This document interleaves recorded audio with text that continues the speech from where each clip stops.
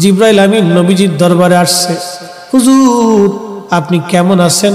আল্লাহ জানতে চেয়েছে, যদিও আল্লাহ সবকিছু ভালো জানেন, তারপরও আপনি নবীর খোঁজ নেওয়ার জন্য আল্লাহ আমাকে পাঠাইছে। জিবরাইল জীবনের শেষ বারবার আসতেছে। জিবরাইলকে নবীজি বললেন, জিবরাইল আমার কাছে অসুস্থতা লাগে, খারাপ খারাপ লাগে, শরীর ভালো লাগে না। জিবরাইল আমিন চলে গেলেন। পরের দিন আবার আসছে। হুজুর আল্লাহ জানেন, তারপরেও খোঁজ নিতে পাঠাইছে, কেমন আছেন গো নবীজি? নবী বললেন, জিবরাইল আমি অসুস্থ। আবার চলে গেলেন জিবরাইল। পরের দিন আবার আসছে। আবার এসে খোঁজ নিয়ে বললেন, হুজুর আপনি কেমন আছেন? নবীজি বললেন, জিবরাইল অসুস্থ আমি। জিবরাইল আবার চলে গেলেন।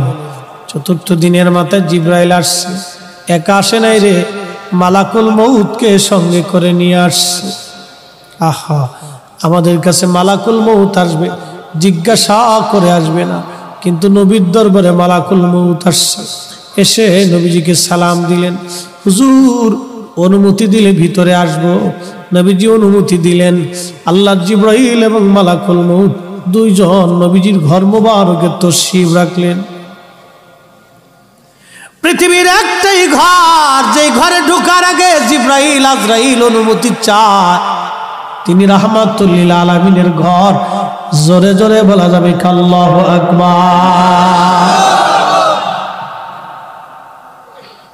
এই সুপ্রিম পাওয়ার আর কারো নসিবে হবে না, আল্লাহ আমার নবীকে দিয়েছিলেন। জিবরাইল আমিন আজরাইল নবীজিকে সালাম দিয়ে বলেন, হুজুর আল্লাহর পক্ষ থেকে আমি আজরাইলের উপরে নির্দেশ, আপনি যদি চান আমি জান কবজ করব, যদি না চান যতদিন ইচ্ছা আপনি পৃথিবীতে উম্মতের মধ্যে থাকবেন গো নবীজি। আপনার যতদিন ইচ্ছা থাকতে পারেন, যদি আপনি হুকুম দেন আমি আপনাকে আল্লাহর দরবারে নিয়ে চলে যাব। আল্লাহ আমাকে এই হুকুম প্রদান করে আপনি নবীর কাছে পাঠাইছে। ইয়া নবী আল্লাহ, অনুমতি যদি দেন, আপনার যেইভাবে অনুমতি হবে আমার হুকুম সেইভাবেই হয়েছে। হুজুর পৃথিবীতে এইভাবে কারো, আপনি নবীর আগে কারো অনুমতি হয় নাই, আপনি নবীর পরে এইভাবে কাউকে বলাও হবে না। ও নবীজি অনুমতি যদি দেন জান কবজ করব, যদি না দেন যতদিন মন চায় আপনি ততদিন পৃথিবীতে থাকবেন।